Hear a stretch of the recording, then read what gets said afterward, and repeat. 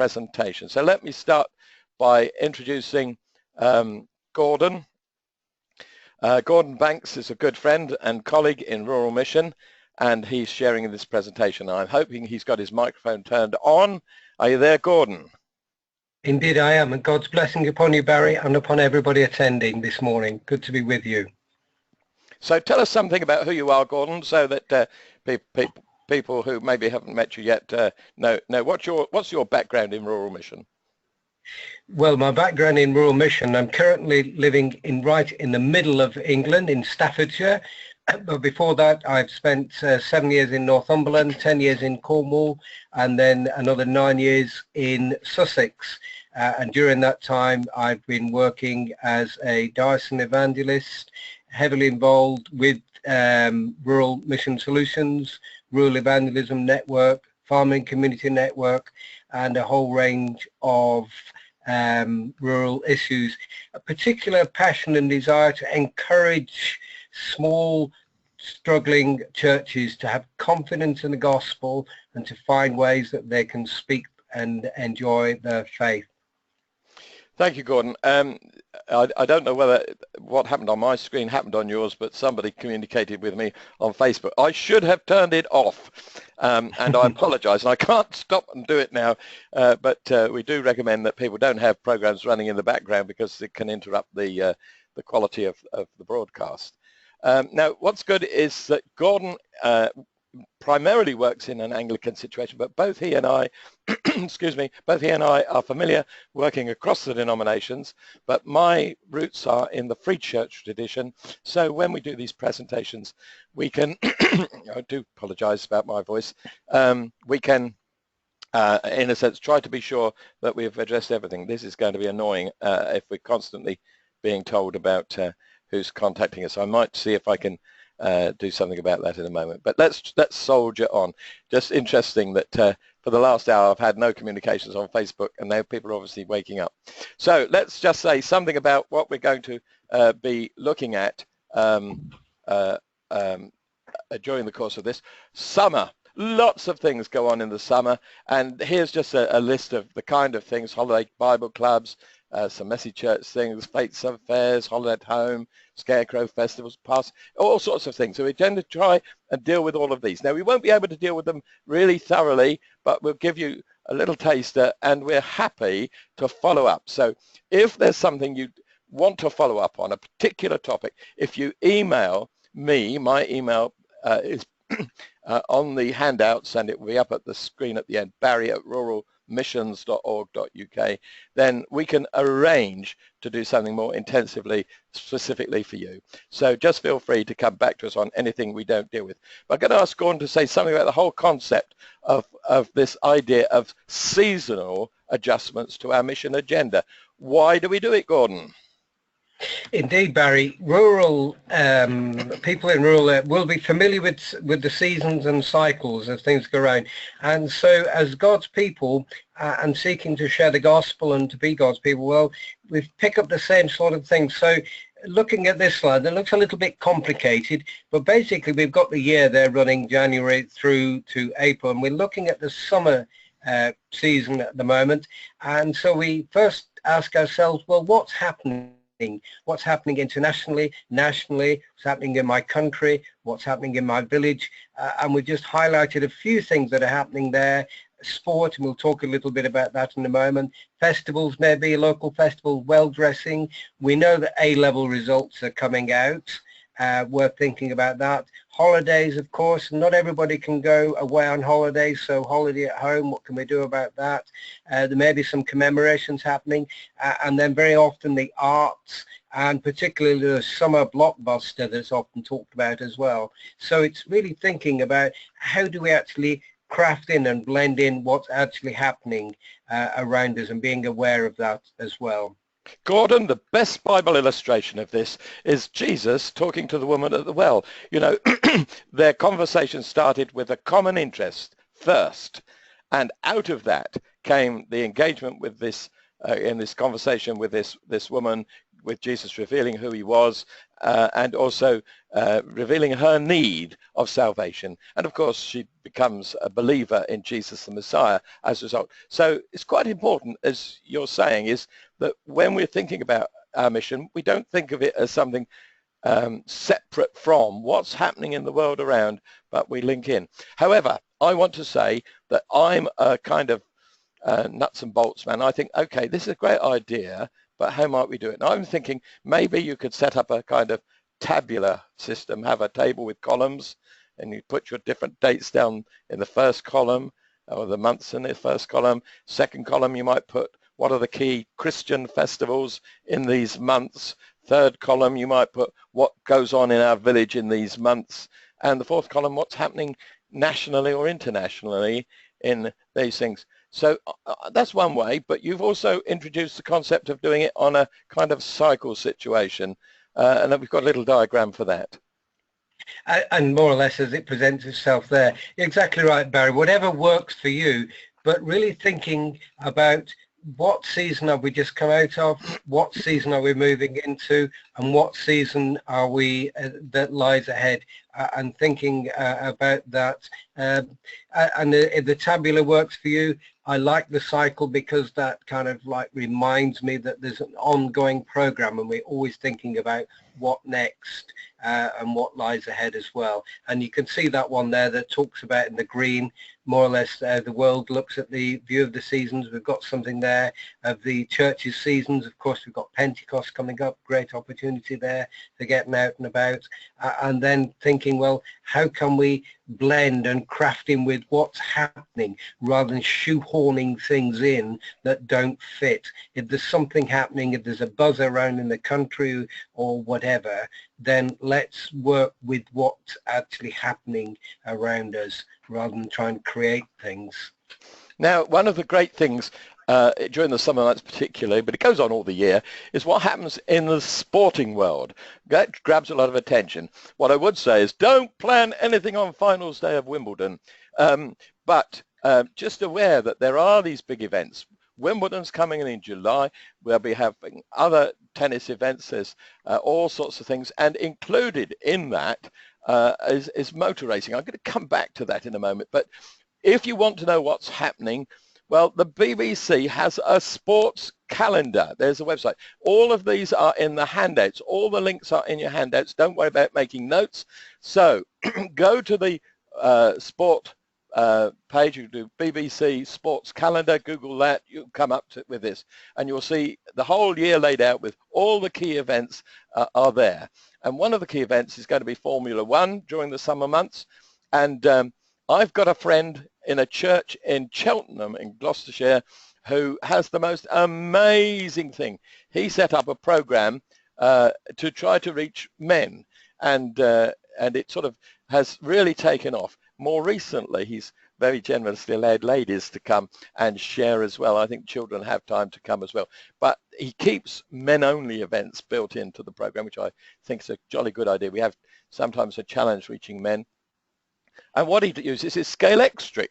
And they started small, but now they've got an enormous course with all sorts of cars and things. And it's really, really great using Scarecrow and setting out a course. Now, if you're not familiar with this, you can look it up, or you can go to this website. Again, the details in the handout, called High Speed.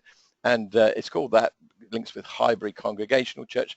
The minister there is the Reverend Dr. Richard Cleves. His email address is in the handout because he said if anybody wants to know more about it, they're welcome to contact him. So how about that for an offer? So that's one thing. So Scarecrow, what do you think about that, Gordon?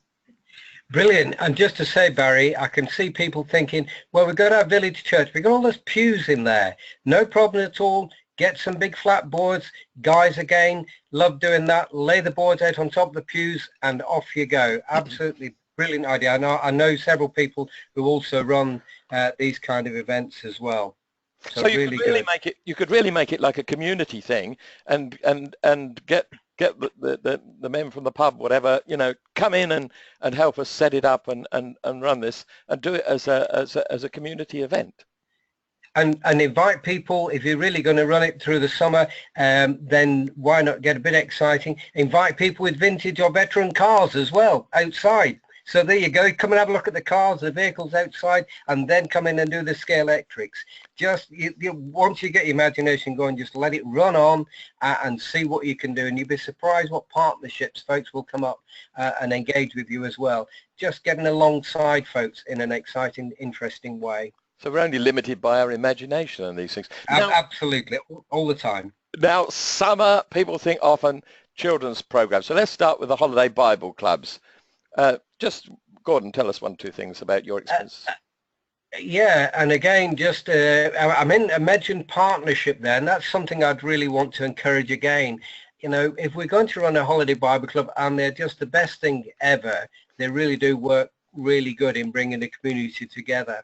But think about ecumenical partners, think about other partners, think about the parish council, who may you help along as well.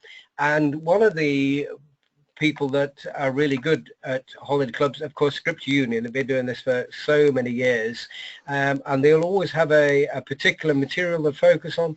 And this year they're picking up the Guardians of Ancora, which they've been running for a while.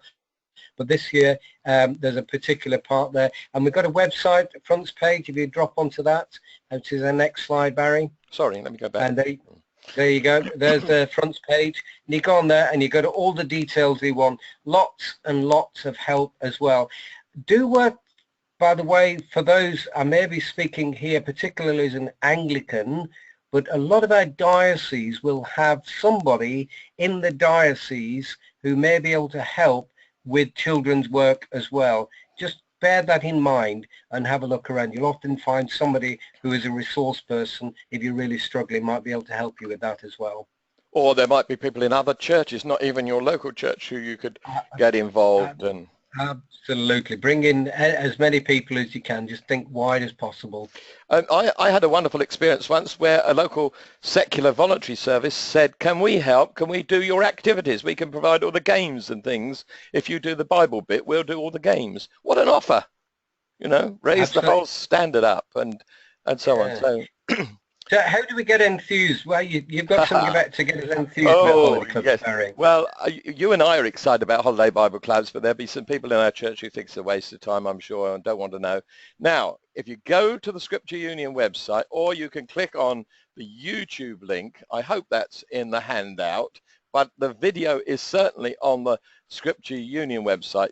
You can meet Gemma Hunt and Bob Hartman. Bob Hartman's that amazing storyteller, and you can hear them talking about the 2014 holiday boat. So sadly it's dated, but it's so full of enthusiasm, so full of excitement, and I'd say show it in your church. If you've got digital projection, something you could do, just show it. Get people fired up, get them to share the vision for holiday Bible clubs. Couldn't do anything better than Gemma and Bob. I highly recommend them. Let's move on. Excuse me. Yep. Messy Church is well known. There are over 3,000 Messy Church registered across the world now. It's a well-recognized brand, both outside the church as well as inside the church. And so why not run Messy Church Goes Large, run over several consecutive days, or as a weekly series during the holiday period as well. The great thing about this, of course, is that you can draw people in.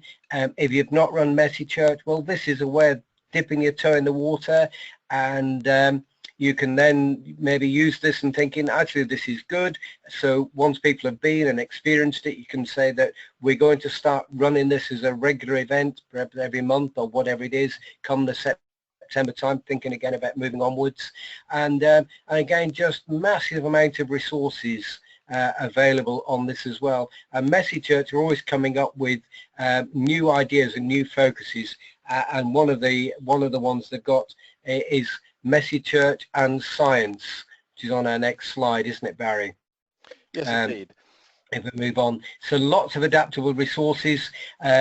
They will have Messy Pentecost, Messy Easter, Messy Harvest, a whole range of stuff that goes on there.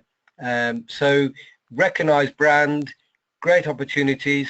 just think about it and how you can use it and adapt it as well, and maybe use it as a way of exploring whether Messy Church works for you or not on an ongoing basis. Now, you use the word adapt. Now, I think that's so important because often small churches think, well, these programs, they work well in a big town church with 100 children in the thing, but you can adapt them. You can do them almost on one-to-one, some of these things.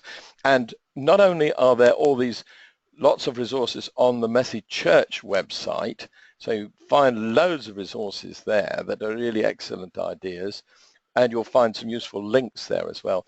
But also on the Scripture Union, going back on the Scripture Union, all their past, I think, I don't know all their past, but lots of their past Holiday Bible Club material is there. So if the current one doesn't appeal to you, see if there's another one.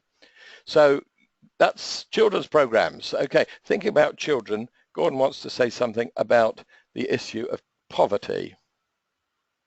Indeed, Barry, this has been well recognised as an issue. In my own town of Stafford, the churches and the local council have a programme literally called Holiday Hunger, recognising that for those who know school meals during the holiday period, it can be quite a difficult time.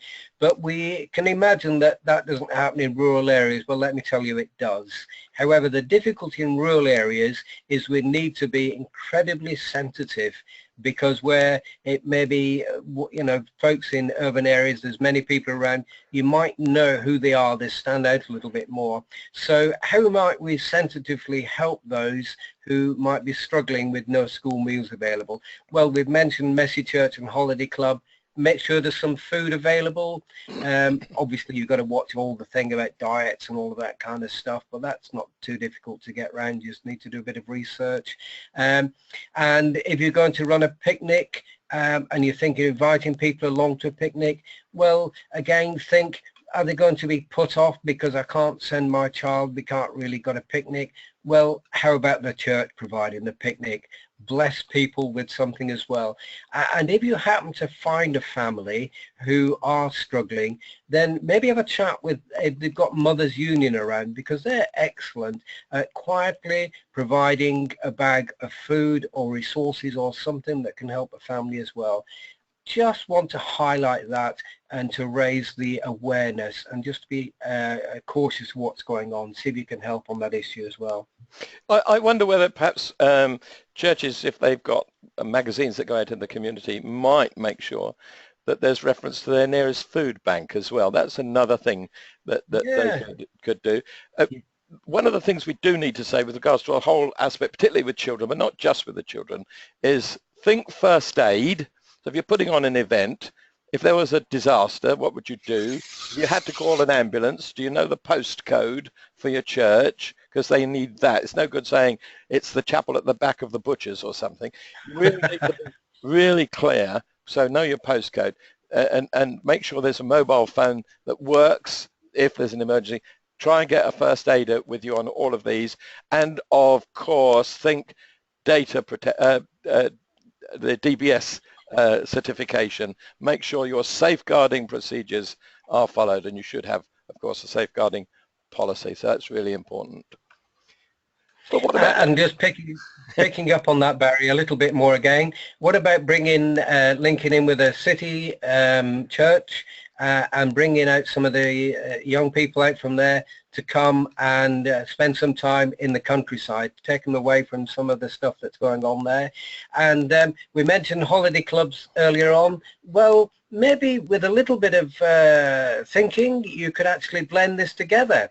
And I'd tell you one thing that can happen, I've seen work, is where you've got older children coming out, sort of teenagers and the like, coming out to help with the holiday club in a rural setting. And that is a really, that really is a fascinating kind of mix that gives the teenage people something of a rural experience, but also it just gives you an extra pair of hands as well. So it can work in all sorts of ways. But maybe think about bringing the children out maybe for a day or a residential or whatever. Now, of course, just Gordon, a great idea. Gordon, that would work well. Things like Methodist circuits or possibly even deaneries where there's a mix of urban and rural. So an opportunity perhaps to get some healthy engagement. Now we've got a couple of dates, special dates we want to talk about. The first one's Open Farm Sunday. Gordon. Yep, LEAF, Linking Environment and Farming. This isn't a Christian organisation as such, although I do know a lot of Christian farmers who make good use of this because it's a way of inviting people onto the farm and showing how a farm works on Christian principles. So if there are any farmers in your church, all the information there. There's lots of resources to help them as well. But as a church, you can find out, is there an open farm? We mentioned about the urban inner city. Well, maybe, you link in together and let's all go off for a day down to the farm together. It really is lots of fun. And it's then lots of resources available on the farmsunday.org website as well. Now, talking about sorry, I was just the date set, the 11th of June. Thank you, Gordon. Sorry to speak over you. Just to say, just thinking about resources, could get a good number of people come to a farm, and if it's all right with the farmer and, in your relationship with the church, you could have some information, maybe something about farming community network, used to be Farm Crisis Network, maybe having cards thanking people for coming and putting a website address where Christian information is shared. So various ways, or just something about your services and inviting them, or what's our next event? Why not advertise your harvest service, your harvest Thanksgiving activities on that? So lots of ways of doing that. The other date we want to mention is Rural Mission Sunday, which has been a program that our good friends in the Arthur Rank Centre set up, I think last year, maybe the year before, but are running every year. And you can see the date for that is on the slide. So that's in July the 16th. And they have got lots of resources. So germinate.net, that's the new name for the Arthur Rank Centre, germinate.net. And if you go there, you'll find links to the resources for Rural Mission Sunday. And they have very kindly said that they're happy for other rural mission organisations to piggyback on this. So the Rural Mission Solutions that I work for, they are going to have some focus as well. We should be encouraging people on that Sunday to pray for our work. So we want to work collaboratively with other organisations and really raise the profile of rural mission across our church. Many in the towns don't realise 1 person in 6 in the UK lives in the smaller rural areas. That's up to a maximum of 5,000, but most of them in much smaller than that. And we need really to raise the profile of home mission and rural mission. Having a special day does that. Let's move on and talk about taking the church outside. Can we do that, Gordon? Aren't we supposed to stay inside with the organ and the pews? Church al fresco, Pentecost, what happened there? The guys were kicked out into the marketplace and found that they could talk and found a language to be able to communicate with people. So indeed you can. You obviously need to think a little bit about what you're doing, and here's one service. Just very quickly, Barry, just looking at that picture there, excuse me, a little bit of cough myself. We need to be careful if we are gathering like this as an opportunity to allow other people to be drawn in as well. So the folks on the outside there need to be just sensitive to other people coming in, invite them in, offer them a service seat or whatever it is. It just works really well. And it could also be even a garden Eucharist, which is another great opportunity, and I've done quite a few of those in the local park. Again, it just can work in all sorts of ways. Getting out, think about what you do, just taking it outside into a park. Or one church that I was at, we had an actual garden attached to the church, and so on one Sunday, we used to literally take everything out into the garden and just do all that we did ordinarily in the church out in the garden. Just straightforward as that. I've also got I've also got friends that do it, and they say it works really well. Just in case there's anybody who isn't familiar with jargon, another term for Eucharist might be communion or the Lord's Supper, so that you're just aware. That's what we're talking about. Indeed. Walking church, Barry, was another one, wasn't it, you mentioned? Yeah, I think that's a lovely idea. Maybe something particularly with a male focus, although I've been involved in men's walking groups and usually get complaints that the ladies aren't allowed to come too. So what you could do is go for a nice walk in your area and prepare some material beforehand and plan a service. And you could walk to somewhere and stop. Now, it might be somewhere with a lovely view, and you could just say, let's give thanks for the wonder of creation. We're going to pray with our eyes open. Just look at the beauty around. Just listen to the birds singing. Just be conscious of the noises that you're hearing around. And let's give thanks. And then ask someone or arrange for somebody to lead a prayer. And you could have some sheets so you could, if you find it helpful to have written orders of service, you could use that. And then walk on and maybe pause and get your breath back after climbing a hill or something. Have a short Bible reading and that, or you go on further, have, sing something. So you actually have a church service, various elements. You could include a testimony, stop somewhere, ask somebody to share their story of how they became a Christian, or interview them. That's often better. Stop somebody going on and on and on if you interview them. So if you do that, you just break it down, take the church outside and enjoy that. And there's information on the Fresh Expressions website about that. So again, we're only limited by our imagination, aren't we, Gordon? Indeed. I'll just quickly say, Barry, we've done that particularly with youth groups. We've taken them on a Holy Communion service that started in the church, but then went out, and the various bits of the Eucharistic service, we then stopped at various places and prayed, and eventually went up to a high place where on a rock we used that as our sort of communion table and celebrated the Lord's Supper on a high place, which gives you an opportunity to pray round the compass, facing the various points of the compass and casting our prayers up around God's world. Just absolutely works brilliantly. Now, that's not dissimilar from ideas we shared about winter, where we talked about taking Christmas services out into the community. So just a plug for these seasonal things we do for a year. We do lots of other topics as well on these webinars, but for a year on the seasons. And we'll say something about how that's going to continue a little bit later. I would like to say, if I may, something about Holiday at Home. Now, Holiday at Home, I got introduced to in Market Harborough. A former colleague of mine who'd been worked with me in Rural Mission many years ago became the Methodist minister here in Market Harborough, where I am based, and he introduced Holiday at Home. And this is a program, we do it for 1 week, 5 days, and it's in the middle of August.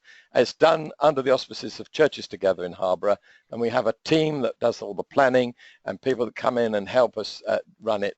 And a typical program that we do starts about 9:40 with people arriving for registration. I have to say there are issues about registering in advance. It's become very popular. We have to control numbers very carefully and avoid the repeat custom getting in the way of new people coming. So planning that. Now this is one of the handouts. So what I'm saying now is just a brief introduction. If you want much more details in the handout, and again, come back to either Gordon or me by email if you want more information. But after the registration, while they're coming in, one of the churches take turns to do a certain amount of refreshments. So they provide coffee and biscuits or cake while people are coming in.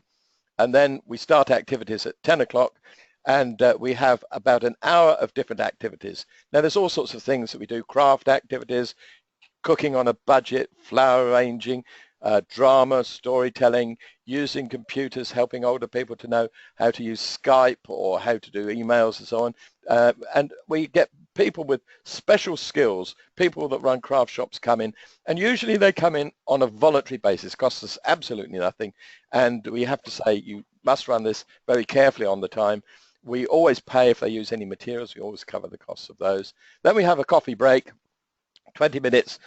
Again, the same team that did the welcome do that. And then after that, for about 30 to 40 minutes, we have an all-together session. Might be a sing-along, community singing. We've had a ukulele band come in and perform. We've had some special people. We had the police come and talk about home and personal security and give away lots of little freebies. Then we've had the fire service come and talk about how to remain safe and avoid fires in your home, or how to respond to them. And also we've had a Christian solicitor came and spoke about drawing up wills and power of attorney and living wills, and explaining this. And lots of older people get anxious about, what do I do? What's the legal issues? What do I need to know? So, you know, and then there's lots of other various things that happen. People come and talk about a super holiday they had, but we have this shared time, and that leads into our light bite, which is not a sermon. We have to tell people that do it. It's not a sermon, don't preach, but share a thought for the day in a winsome way, maybe with a bit of humor and with a bit of sting in the tail. And then we offer a lunch. We do all of this, do a nice 2-course lunch, fish and chips. We go out for fish and chips on Friday, bring those in, and then we have ice cream after that, make it easier. On 3 days, we have a catering team, put on a first-class 2-course meal followed by tea and coffee, and we do that. And we do all of that for £6 per day. We have an outing, which is £10 a day. We take them off somewhere. And there's details about, you know, planning that. It's also in the handout. But we do need a bit more money, so we have grants from charities and local commercial businesses. But it's a great program, and it's so popular. We have a problem with more people wanting to come each year, and we have to control the time for booking in. So the planning, it takes a bit of work, but it's doable, and I do commend. Do something for older people during the summer months. Fates, fairs and shows. It's that time of year. I love fates, fairs and shows. Nothing quite like it when the weather's good. Distinctive and engaged. What do I mean by that? Well, what I mean by that is that let folks know who you are. You can see that bottom picture there. That's the Staffordshire County Show. And there's a really big, large cross there. So we're not hiding, and outside that church you'll find church tent. So folks come in, and once they are engaged with you, there is a danger that, and this may sound strange for an evangelist, that we then want to get the God talk, but let me tell you, that's what they'll be expecting. And if they're expecting that, then they will not come in. So be there. Yes, we don't hide the gospel. We don't sort of not talk about it if they bring it up. But we want to be there as God's people and talk about life, the world, all kinds of stuff, and just be part of it as well. And also, if you're running a fete, have a clarity about what you're actually doing. I really would try and urge you not to go too far down the fundraising line. Yeah, you got to do this, but I tell you what, the times when churches have just been out there and blessed people and just said, you know what, there's no charge for this. Yeah, okay, if you want to chuck a donation in, that's fine, but just out there blessing them as well. Or if you're going to raise for a charity, better still, raise for a charity that's not the church. And again, that is just can some ways wrong foot people, because they think the church is always there wanting money and whatever, but you just say, no, actually here we're here to bless you, or here we're raising money for this particular charity, local charity, whatever it is, just flipping it around as well.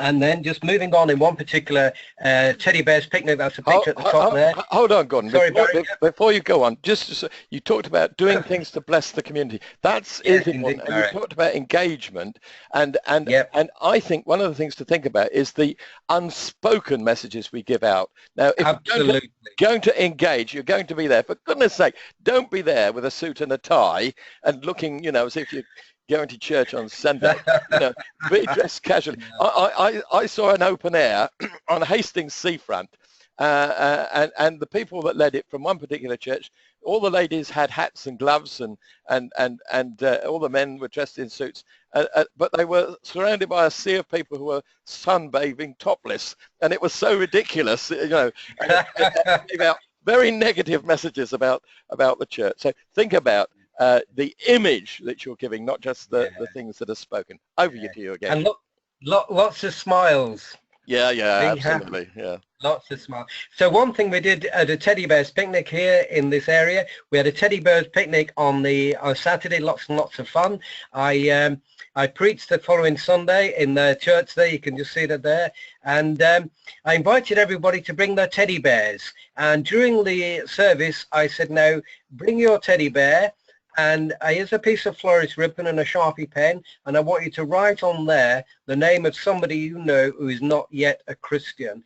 Don't put your bear away. Your bear is going to become your prayer bear, and the idea is that you will pray during the year whenever you see your prayer bear for that person, and find ways of seeing if you can draw them to faith. So the intention would be that when we gather again for a teddy bears picnic next year, that person will be there and beginning to engage and take a journey of faith as well.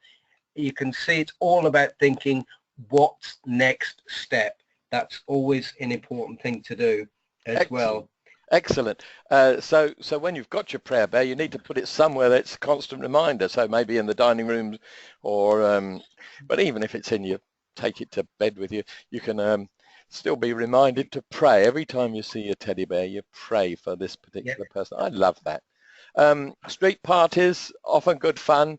Last one I was involved in was actually the Queen's birthday, 90th birthday. Great. We got the whole village together, and we did this in partnership between the churches and the village council, and arranged something really special. And you can put on entertainment and so on. So lots of things that you can use and piggyback for sharing the good news of Jesus, or just to bless the community. Scarecrow Festivals. Very popular Scarecrow Festivals. A local village around here have added to their Scarecrow Festival, and they've got a flower festival, and they're actually bringing vintage and veteran cars on as well. So again, very, very popular. And you just use it in so many ways. Have them spread around the village. Just great fun, absolutely fun. We actually, just going back to Holiday Club, we actually ran a holiday club around scarecrows one time. So you can actually run a holiday club as well with a bit of imagination. So great fun. And then I was just going to say, one of the things about flower festivals is, you know, great opportunity if they've got used Bible things, so based on parables that Jesus told or miracles that Jesus did, and provide people with some information, and then people come up with very creative things. I wonder whether it might be possible to do that with scarecrows, that you could do things, because we've seen themed scarecrow festivals. Why not a Bible-based themed scarecrow festival? Yeah, absolutely. And I have seen quite a number of the vicar scarecrows standing in various gardens as well. So you know, just have some fun and great. Yeah, exactly. Great opportunity. And just running parallel to that, we've done things in missions where we've had a fun day with all sorts of activities and some food and so on, burgers provided, and all sorts of things. And we've had a fancy dress, and we've had a Bible subject fancy dress. Come as a character from the Bible. Can't be God, can't be Jesus, can't be the devil, you know, but any other. You'll get quite a few angels possibly. But we've had all sorts of creative things. I had Balaam's ass once with the vicar at one end and the church warden at the other. So great fun. And then you can give a prize to the best ones, but talk about who these topics are, you know, who are they depicting, where, you know, what does it say about them in the Bible? Get it done quick, short, chatty, make it fun. I actually preached one time, Barry, in a church after a Scarecrow Festival, and we had several scarecrows in the congregation. I wouldn't say that I couldn't tell the difference. I wouldn't say that, but it was quite interesting sitting there preaching to people and scarecrows. Yes. Passing trade. Well, of course, lots of people on walkers, bikers, or whatever. Just really think about your church. Good literature around, things about websites, opportunities for prayer. Can you open up the loo? Can you make teas, coffees? Just again, a real opportunity. Just have a good look around your church. What is it actually saying to people if you invite them in to look around as well? And you know, the damp leaflets talking about years ago, what's happening now, good leaflets, good information, just a whole range of stuff there that we just need to have a really good look at, and walk around with 2 or 3 people with a very critical eye, just saying, I've never been here before, I don't know anything about the Christian faith, I don't know anything about this church or chapel. What's it actually telling me, and what's it here about as well? Now that's a good lead in to one of the webinars that we run on image. So often our image hinders our mission. So watch out for that. Now we've only got a few moments left. So just to say, when you're doing these things, don't hide the light. Make sure you've got resources that you can use, that you can give away. Remember those websites. There's some really good websites, and it's a great way of linking. We've got details of those that we're happy to pass on. But think about how you, not in your face, not aggressively, not too overtly, but be ready to pass on something with a smile to other people. There's one of the websites that's absolutely marvelous. Can we just also take the opportunity to remind people of the Country Way magazine? That's the new Country Way website. Details again in the handout. Great resource for rural churches. Want to recommend it. And all of these, you know, there's so many resources. There's all this sort of resources that are available. Again, all the addresses in the handout. You should have downloaded those. When we finish in a moment, we will stay on, give you a few moments to download if you haven't done it already. So just for a few moments, if you miss it, it's going to be on the website, and the website address will come up again in a moment. But Gordon, you always say, whatever we're doing, we should be thinking about what's next. Absolutely, Barry. And here we are. We're going back to where we started with our little seasons and cycles. So what's next? Well, folks are going off to uni, empty nesters. There's maybe it's time to set up a Christian inquiry course, because September's that time when we're going to go back to college and uni. So why not go back, as it were, to explore the Christian faith? Think about these things now. And so as you're engaging with people, you're putting into their hands a whole range of stuff. We've got some webinar on this, but we'll be looking at this a little more carefully as well. But begin to think through now, what are the things that we can begin to invite people through to September onwards through the rest of the year. Thanks, Gordon. And of course, we have got the video recordings of past webinars and their download, the free downloads, handout materials available in sections of our website. Go to the free seminar section on the Rural Mission Solutions website, and you can look at what we did last year. We're always looking for new ideas, fresh ideas, or just to refresh what we've said before. So we will rerun these as we go, but they're there. And thinking about that, of course, it's very difficult to get the timing right. There'll be some people saying this should have been done a month ago, but a month ago we were caught up with Easter and all sorts of things. Very difficult to get the timing right. So we hope that this has been helpful. Gordon and I are grateful for your presence and your support today. We hope it's been of interest. We hope it's been a blessing.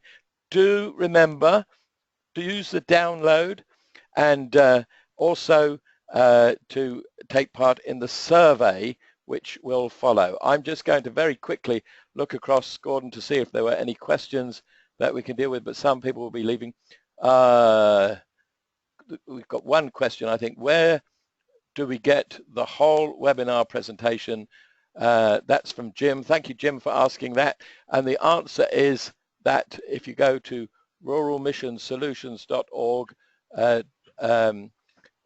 UK, then you'll find everything is there. So most things, if I haven't understood that fully, and I think also Nigel Lindsay asked a question about tennis, and I think we responded to that.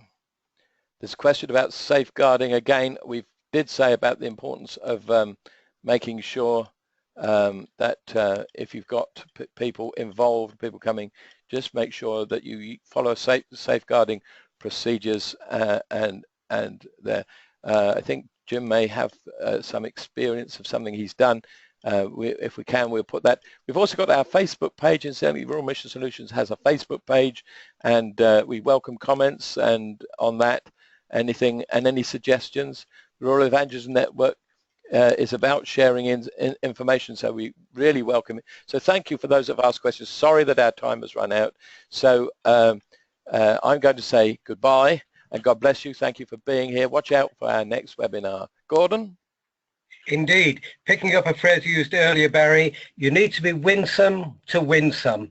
Go with God's blessing into this day and into the rest of your life, sharing Jesus. Thank you. So God bless. And we are turning our mics off now. We'll leave you with the screen with the address and the opportunity to download just in the next few minutes. Watch out for the survey. God bless you.